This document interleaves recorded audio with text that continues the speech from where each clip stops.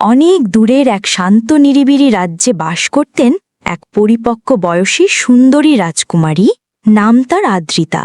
বয়সের সাথে সাথে তার চোখে জমে উঠেছিল গভীর জ্ঞানের আলো, ঠোঁটে ছিল মিষ্টি হাসি, আর চলাফেরায় এমন এক সৌন্দর্য যা সময়কেও হার মানায়।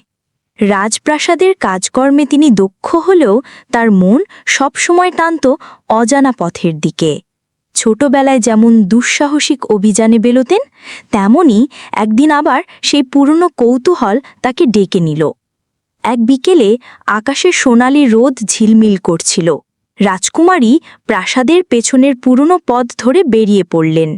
গাছপালার ছায়ায় ঢাকা সরু পথ পেরিয়ে তিনি পৌঁছালেন এক রহস্যময় জঙ্গলে। পাখির ডাক আর পাতার ফাঁক দিয়ে আসা আলো মিলেমিশে তৈরি করেছিল এক সম্পিল দৃশ্য। হাঁটতে হাঁটতে হঠাৎই তিনি দেখলেন একটি লুকানো ঝর্ণা। কিন্তু এটি সাধারণ ঝর্ণা নয়, এর পানি সোনার মতো ঝলমল করছে, যেন আকাশ থেকে গলিত সোনা ঝরছে। চারপাশে উড়ছে ডানাওয়ালা রঙিন পরীরা, হাসছে আর গান গাইছে। এক রূপালী চুলের পরী রাজকুমারীর কাছে এসে বলল, আদ্রিতা, তুমি আমাদের গোপন আশ্রয়ে চলে এসেছ।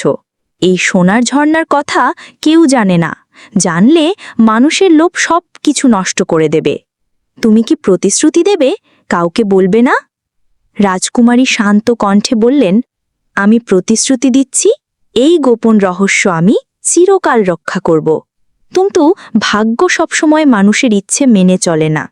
ফেরার পথে রাজ্যের এক ধূর্ত ব্যবসায়ী রঘু গোপনে সব দেখে ফেলল।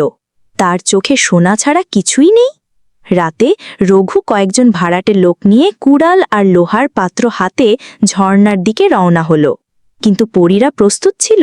তারা মন্ত্র পড়ল, আর মুহূর্তেই সোনালি আলোতে সব ঢেকে গেল। রঘু আর তার লোকেরা দিশেহারা হয়ে পথ হারিয়ে ফেলল।